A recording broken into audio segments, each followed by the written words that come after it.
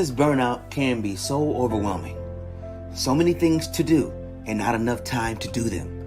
Deadlines to meet with time ticking away quickly. Multiple repetitive tasks that must be completed every single day. What if you could cut that list in half? What if you could automate 50, 60, 70% of what you do every day? You would have less stress. You could get more done in less time. And your company would make more money. Less stress and more money? See how RPA can change your day.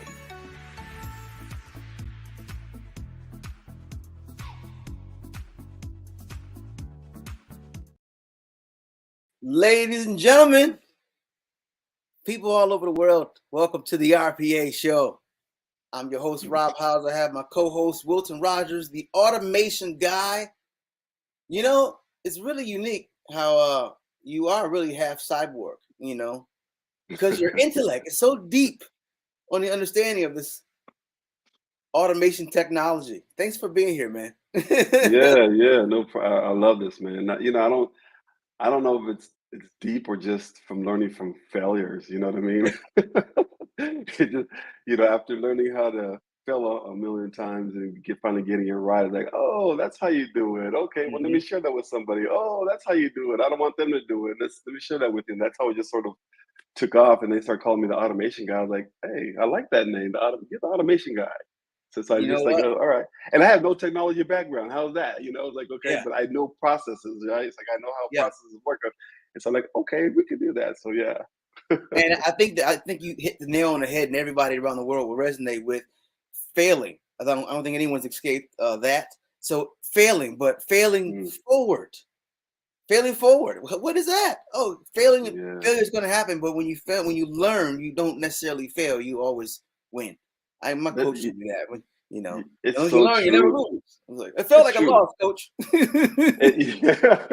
Yeah, that's true. And failing forward is such a powerful statement because especially, automation for us, when people start getting involved with automation and RPA, they get excited because they see the opportunity, but we see so many failures because we don't do it right.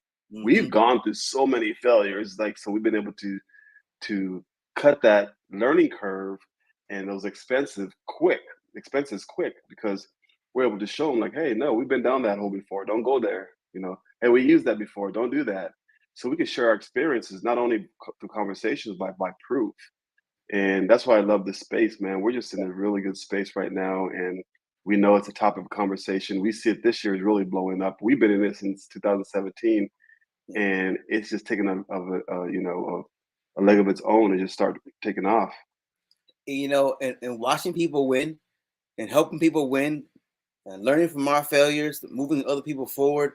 We love having guests on our show who have that same type of experience.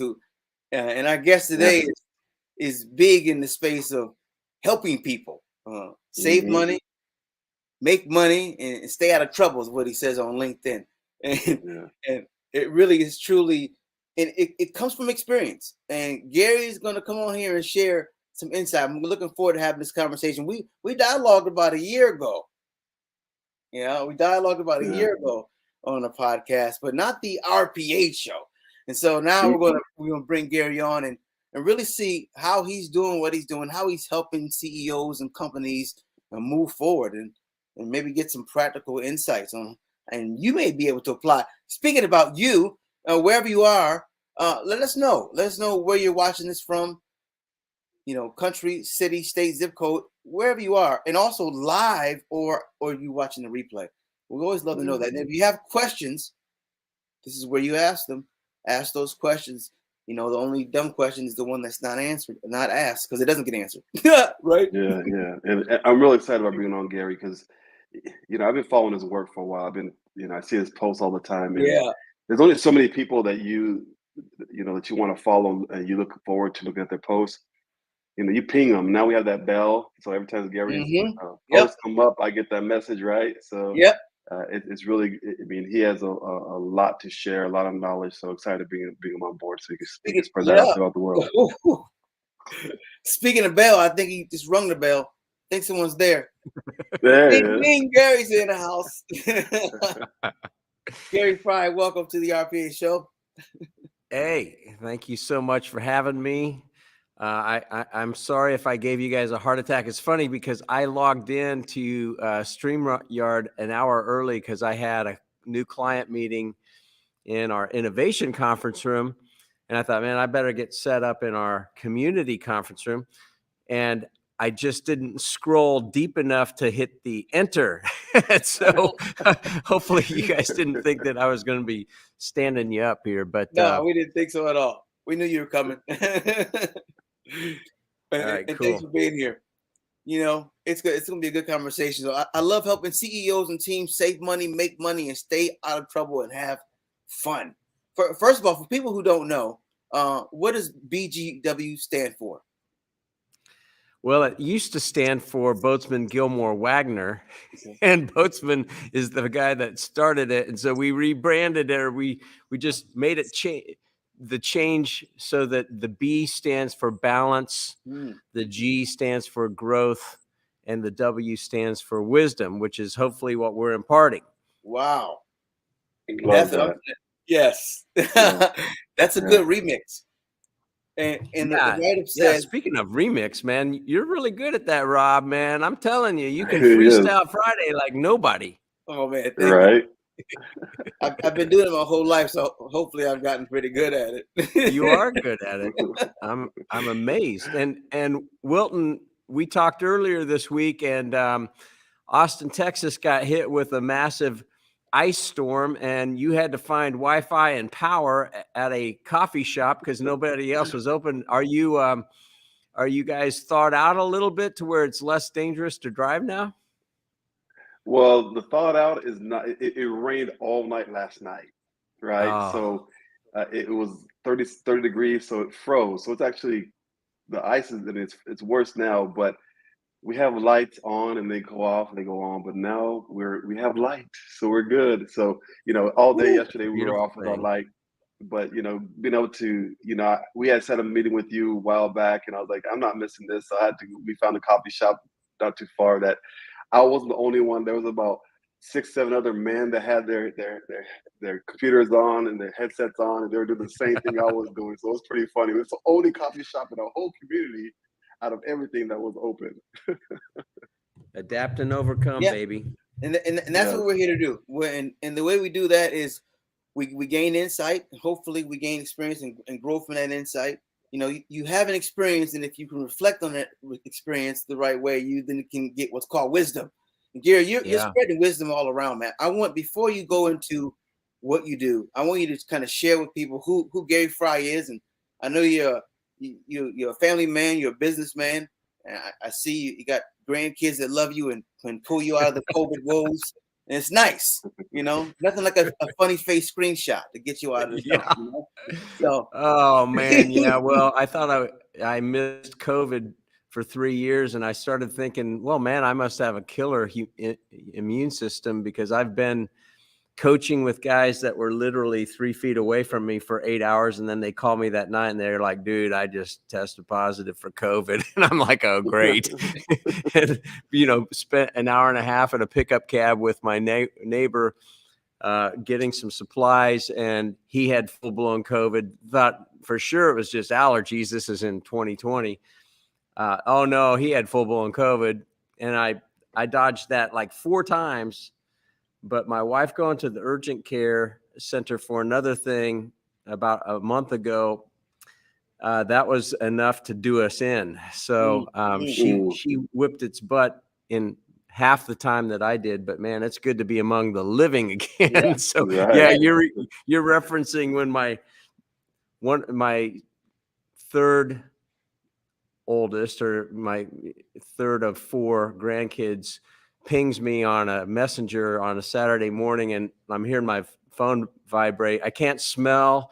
I don't feel like anything but death warmed over. And then I see my phone buzzing, and it's Elijah, and he's making funny faces, looking at himself and dialing Papa. So that was a fun thing. And I got to see that. Good. I have different face, emojis are not emojis, but like they alter your face or whatever things that you can put on than he had. So he thought that was quite amusing because I had different things. I had laser eyes and all kinds of stuff. So anyway, it was fun. But yeah, so you asked, a little bit about, so who am I?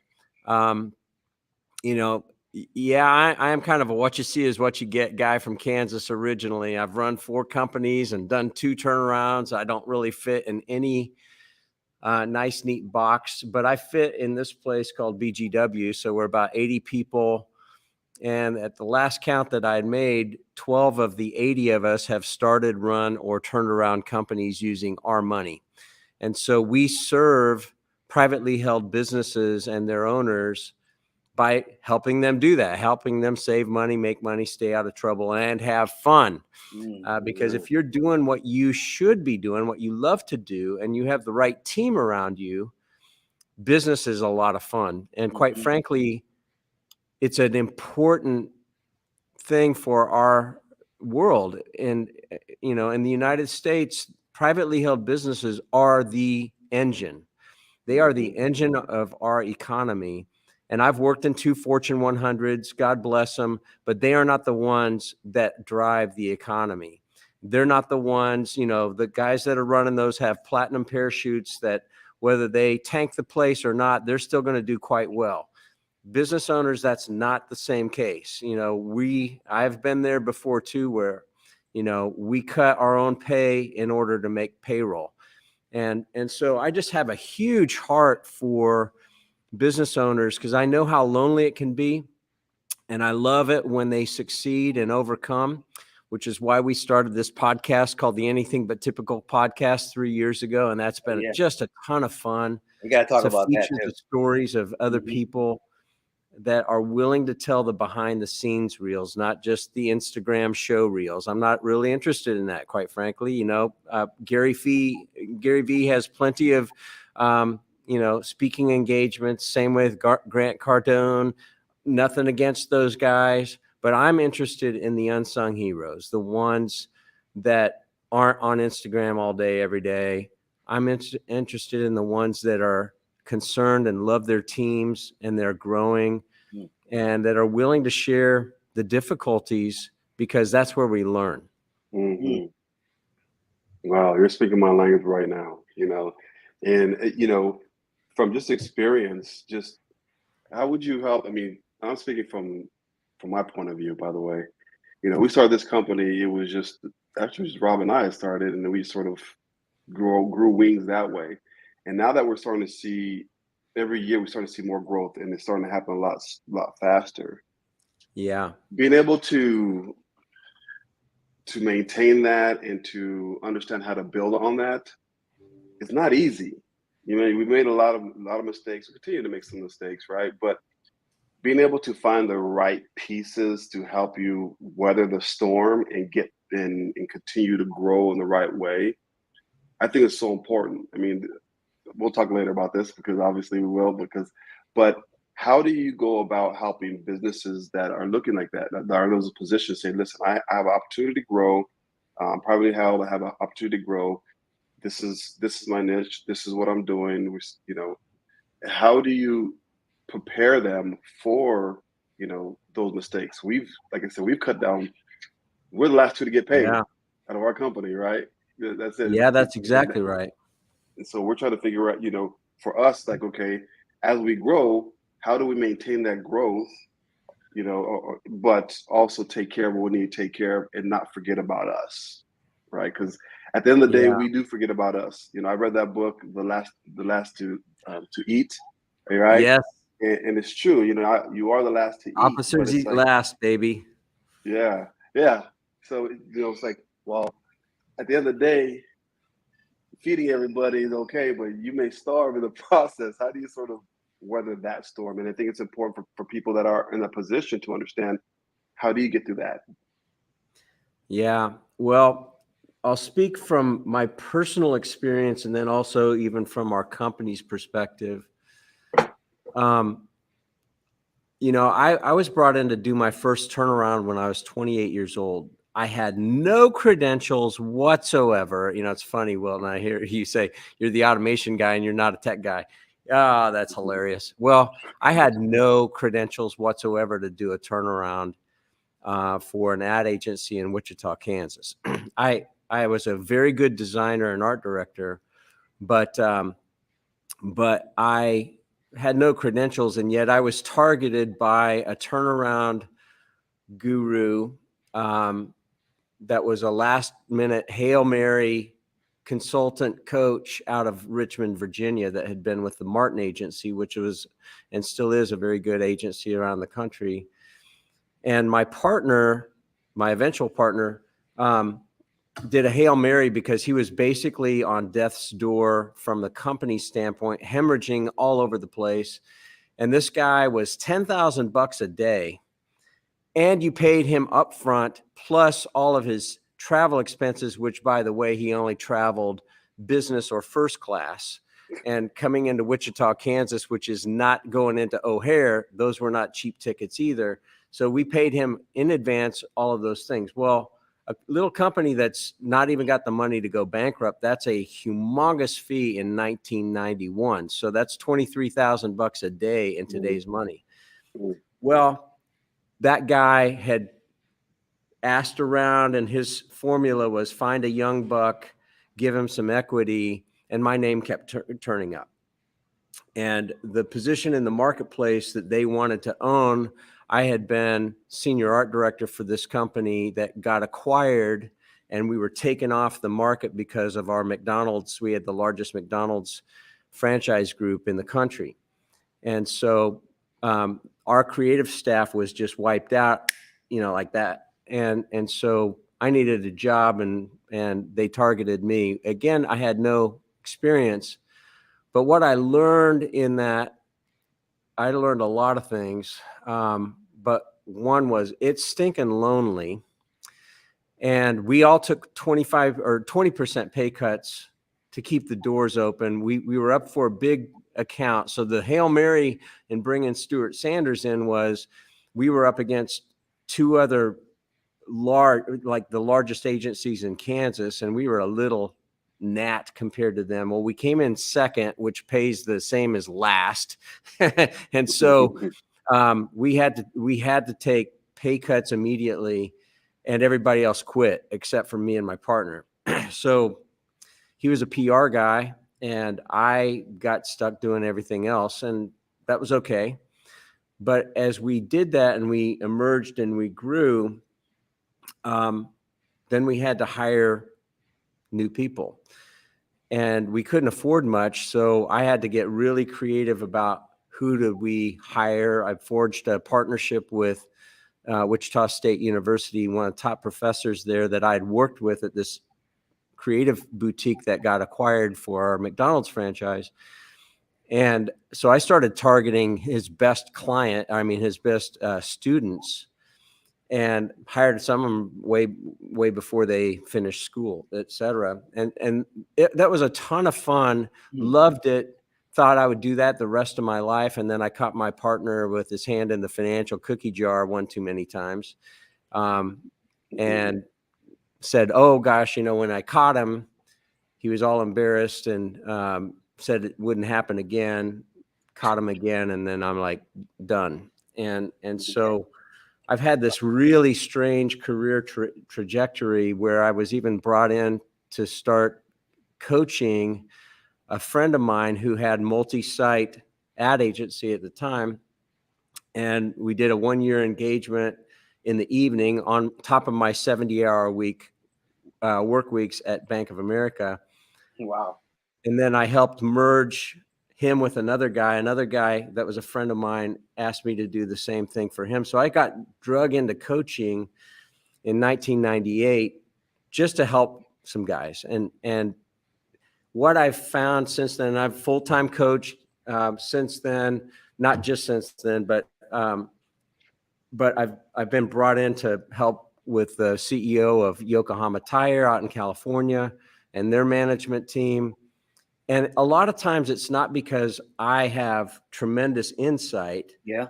just like Stuart Sanders. But what I do have, and this is what's important for business owners, is to have someone outside the jar to help you read the label. So I've had a client that said, I said, man, and this guy's a former investment banker. He has a collection of McLarens. I'm like, he's done extremely well. And yet he had my former business partner of mine as his coach. And I said, man, with all that you've done in M&A and in investment banking, et cetera, and he's very, very bright, why do you have us coaching you? And he goes, Gary, it's hard to read the label when you're inside the jar. Ooh, I said, well, I'm going to use that one. That's a really good one. Good. That's right. Yeah. It is hard to see the picture when you're in the frame. Yeah. And that was the thing that I learned from Stuart back in 1991 and beyond, because we would bring him, and every time we bring him in, it was a big gulp, because then the first one wasn't out of my pocket. The second one and all the subsequent ones, that meant, hey, honey, I know we're not, you want to do this or that, but we're not. We're going to bring in Stuart Sanders.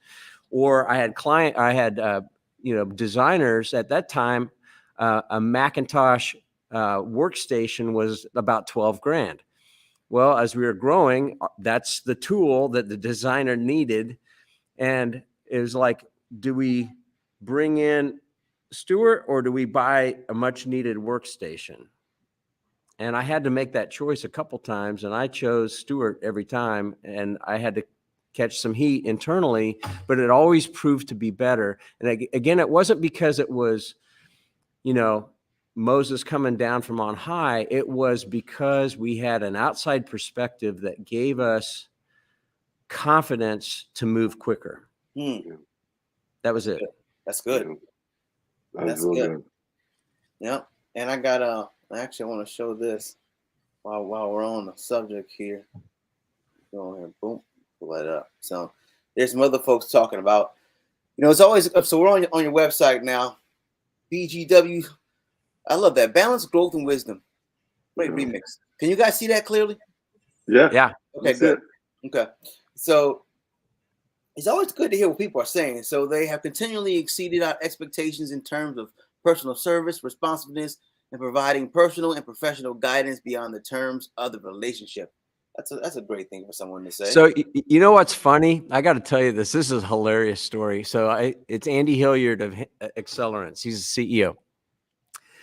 Andy Hilliard worked for me at Bank of America a long time ago, and we were really good friends. He was in my small business team. I ran business marketing for the firm for Bank of America. That was my kind of second stint at Bank of America. And one day my boss says, Gary, you gotta fire Andy. And both of us had little kids at home at the time. This is in the late 1990s. And I said, oh man, and this guy has an MBA from Northwestern. He was a Perrier brand manager. I would have died to have his resume. I said, is there anything that we can do, any other place in the firm? And Helen says, no, he's got to go. And it wasn't that he was a bad guy at all. He was just such a forward-thinking, early adopter tech guy that and we were pretty doggone entrepreneurial at the time. We had 160,000 employees, but Hugh McCall was a very visionary CEO, and we had a lot of latitude, and I was given a ton of latitude. So it's very entrepreneurial.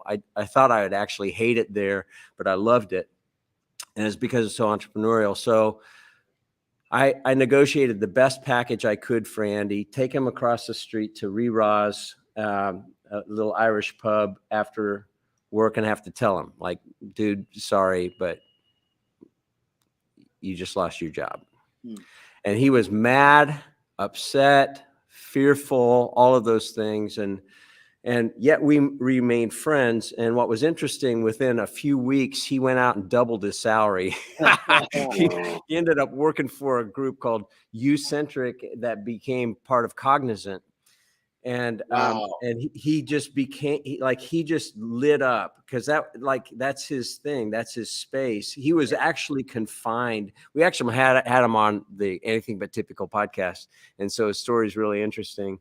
And so now, when I moved back to Charlotte, he was still in Charlotte at the time. 8 years ago, he would introduce me. He's like, "Hey, meet Gary Frey. He used to be my boss at Bank of America until he fired me." That's how he would introduce me. Well, not everybody can, navigate those difficult. Right. Usually those right? bridges are those bridges are the ones that are burned. Those are really hard. Mhm. Yeah. But if it even told me, like, man, when the die is cast, and I say, well, actually, I liberated you from corporate America so you could fly and double your salary, There which you was go. all true. There you go. And now he's running a very successful company. He's based up in San Francisco area, and his team is remote, really, actually, around the world. And he's still a good friend to this day. But what it said to me, like, I learned a lot of things even from that. First of all, if somebody is in the wrong seat, not because they're bad at it, but actually, the culture just didn't move fast enough. We were still a bit of a consensus oriented place. We moved fast, but you had to have the right people nodding at the same time. He just didn't have patience for that. Right. Well, that was a cultural mismatch, not because he was a bad guy. He's a great guy. But if you pay attention to that, and you have people in their thrive zones, and you have the right people in the right seats, that's great. And if somebody is a great person, but they're just not in the right seat, you can still part ways with dignity and take care of them to where you can maintain a relationship. And that is so cool that he's a client of BGW. He's a friend still. He started a mastermind group where I was the only non-tech guy in it. And we're still good friends to this day. So there's lots of lessons even from that example, but to see him and his testimony for BGW is really cool. And we helped him buy out his partner in a very, very tax advantaged strategy that not a lot of CPAs know about, which was really cool too. I love the sound of that, Wilton. So do I. I'm already taking down my notes to talk to Gary about already. But I think that says a lot about your character as well, and because you think about others, and like you said, when you went to your boss and you said, hey, you know what? Was there anything else we can do? You're already thinking about, hey, he's a family man. He's got, we got to do something, and you negotiated what you could do for him. I think that's important. I think we have and I'll share this. I think he's on here now. We have Dimitri Ortiz. He's our project manager, and we met him about 4 years ago, and he was just a good guy, right? It was like, okay, we were just starting off. Yeah. And we're trying, it's like we're doing sales and all this. He did all these different things, but his background, he has a technical background. He's done a lot of things. He understands processes and all this different. Once we found his position within the company, which is the project manager, he handles all the projects going through the pipeline. He's the core of the things moving. It fit him perfect, and he handles all that, right? So, and the only reason why we even entertain that is because of the character and who he was, right? That energy that you're saying, that you got to create that energy with that company. It's like, we want to keep that energy. We want to keep those characters with the company. I don't know how they're going to fit, but we're going to make it fit, right? So, and that's sort of how we built the culture of our company now. And our turn is, everybody stayed with us. We haven't lost anybody. We've only had one that we let go, but we also had one that left because he was an intern and he was sort of moving his way, getting his experience. But the ones that were actually on full time, they've been with us and they haven't left. That's so but I think cool. I think it's because of the culture that we created and the people that we have involved. When I talk to our team every single day, it's a good conversation. We're looking forward to it because we know that we're going to get something out of it. So, that culture is so important in finding those right people as well. Yep. 100%. Yeah, I totally agree. I have this really simple litmus test that I look for, and I say, do they come with batteries installed or not? Meaning, it sucked as a kid to get a Christmas gift that required batteries, but didn't have batteries. And by the way, all the stores are closed on Christmas. Right. So, wow, I got this really cool thing that I've been really longing for, this really cool Hot Wheels track with all these gizmos and motors to keep it going, but I can't do it because there are no batteries. Well, that's kind of like when you hire people, like, do they come with batteries, or are they waiting for you to install the batteries and you to tell them the next step, the next step, the next step, the next step? I don't have time for that. Yeah. I'm looking for people with batteries.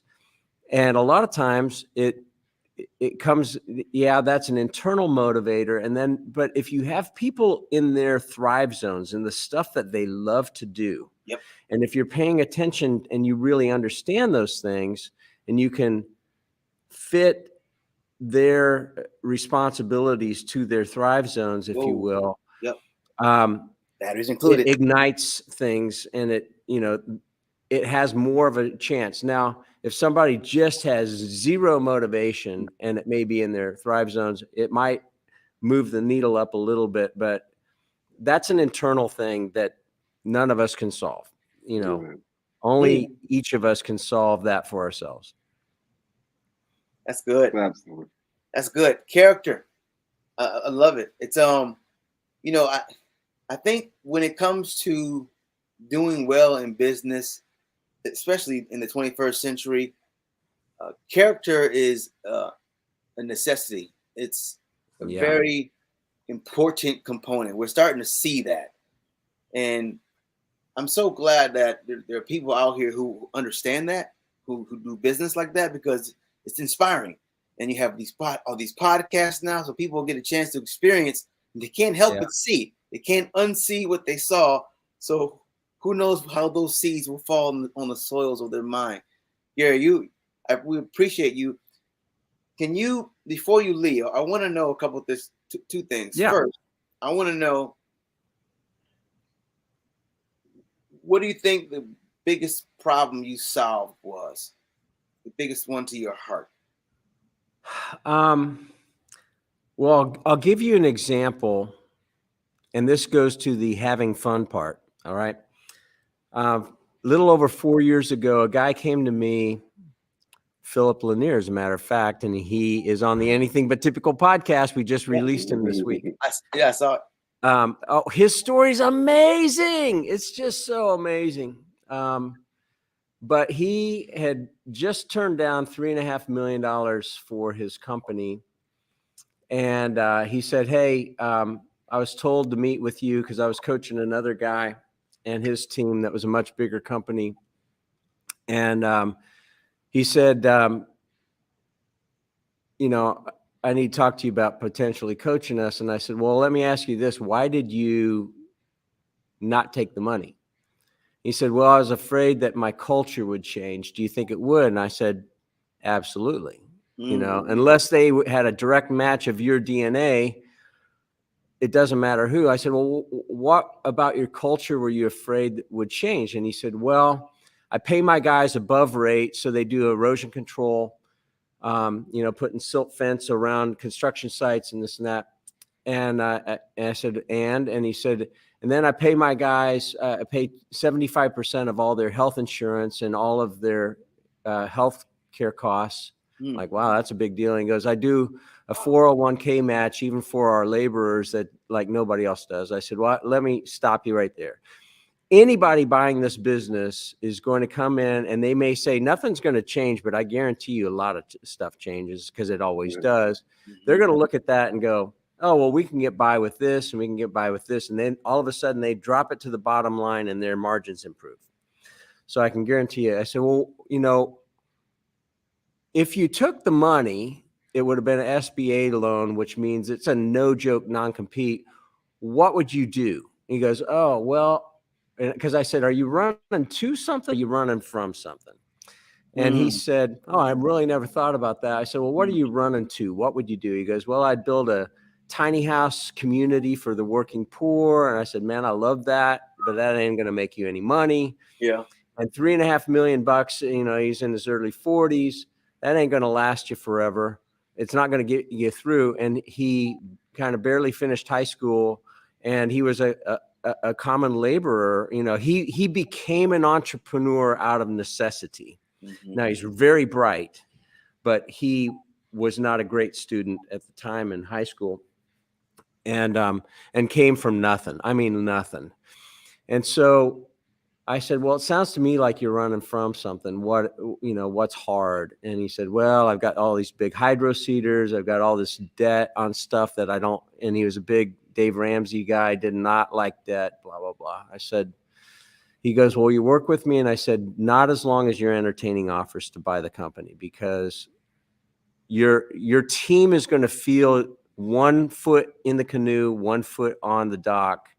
Whether you acknowledge it or not, there's an emotional disconnect that's happening. So, and I needed the money, quite frankly. But so a few months later, he calls me. He says, all right, I just turned down another offer. I can't do it. And so he said, I need some help. I said, okay, cool. So we did a 2-day offsite where we dealt with core values, core purpose, your 10-year target, your 3-year target, all these things, you know, your sandbox of where are you selling, your core customer, all of these very important foundational things. And then we looked at the team around him, et cetera. And one of the things that I do this thing called Thrive Wither. So it's a super simple T chart. On the left side, you write Thrive, and on the right side, you write Wither. And you start with all the stuff that makes you come alive in the Thrive zone. And then Wither zone, the stuff that you're doing that you hate doing, or the stuff that drives you crazy and drains your tank. And so then I butt that up against a function accountability chart. So I said, all right, guys, list all the main functions in your company. And I think they listed like 14.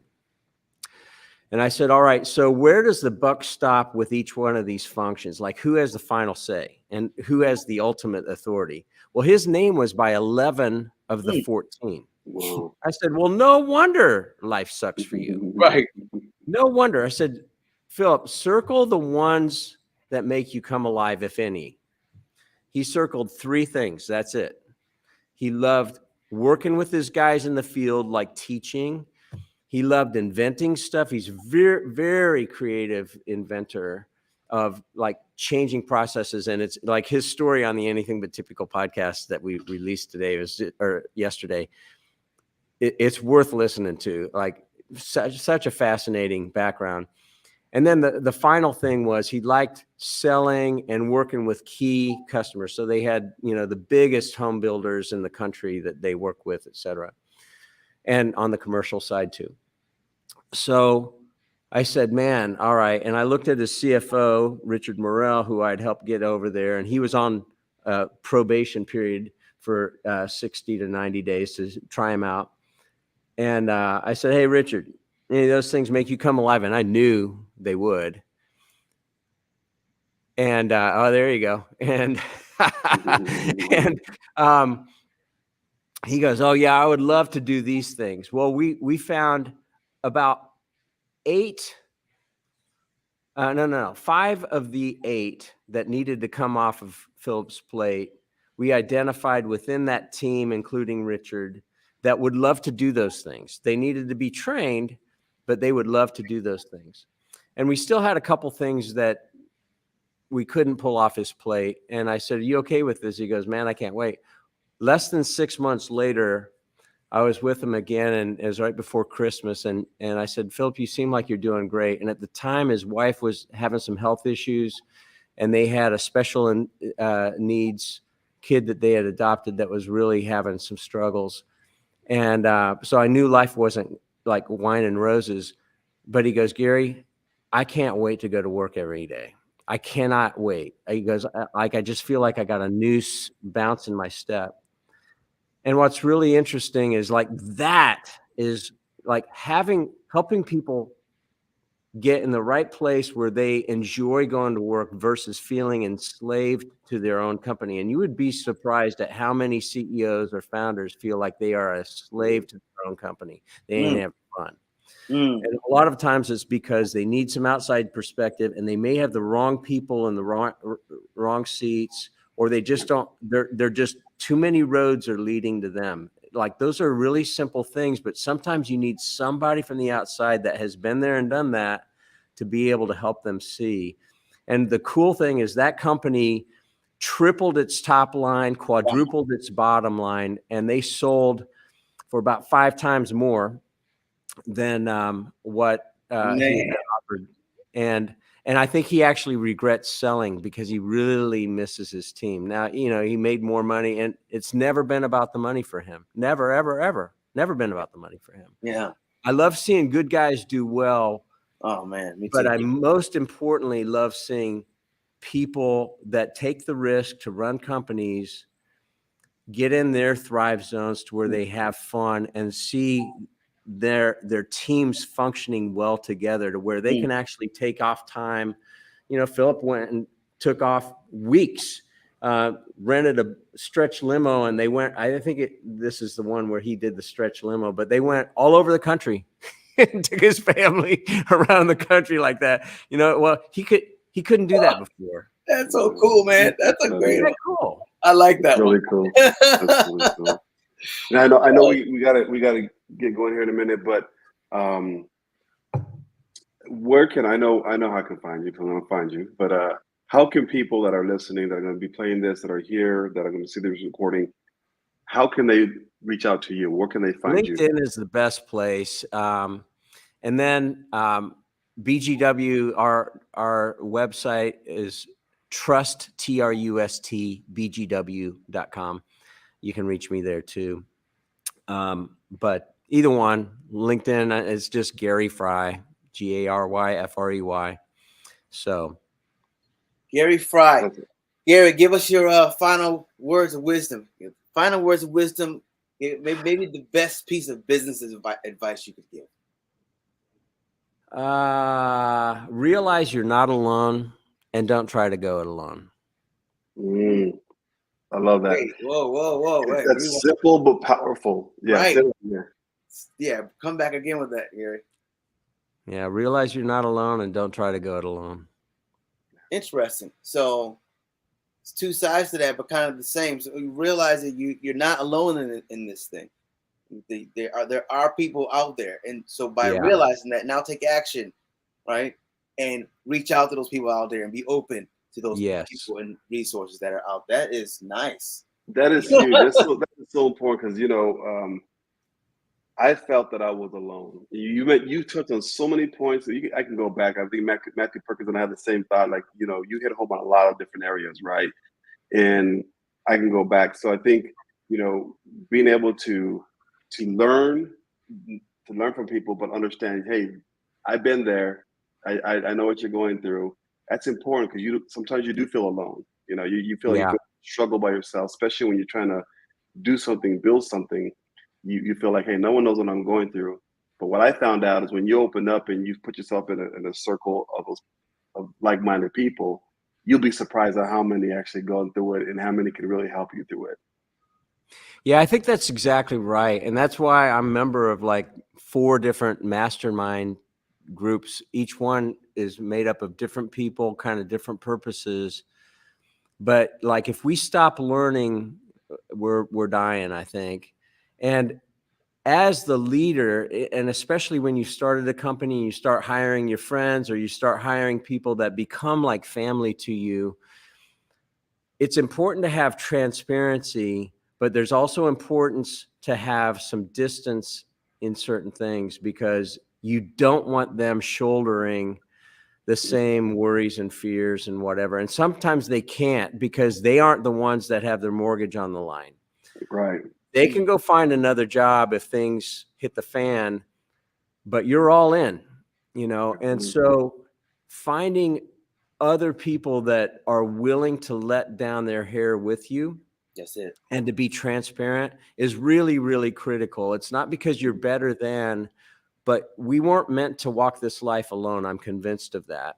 And if we self-isolate, I think it's a dangerous place. And we've even seen that with COVID, what happened with everybody isolating. It wasn't good. It wasn't good, man. Right. Well said. Oh, so true. Well said. Gary, thank you for being on. Matthew said you hit home for him. That story was right on time, and Awesome. we appreciate you. You guys can reach out to Gary. Go into the comments section, and you'll see the links, website, and also the LinkedIn connection. Reach out, touch somebody. And listen, information is good, but it's much better when you can put it into practice. So yeah, no. And speaking of putting things into practice, I'm looking forward to having you guys help us with some of your RPA and being able to automate some things that are time consuming manual processes that we'd be better, served to have those people that are stuck doing stuff that's more in their Thrive column. oh, We definitely, we're excited. We appreciate it and for the opportunity. So we're definitely looking forward to that as well. Thrive Cool. Zone, here we come. Right on, baby. Thank you guys so much for having me on. It's an honor. Thanks, Gary. Thank you. The RPA Show, where you might just learn something you didn't know. Simply automate.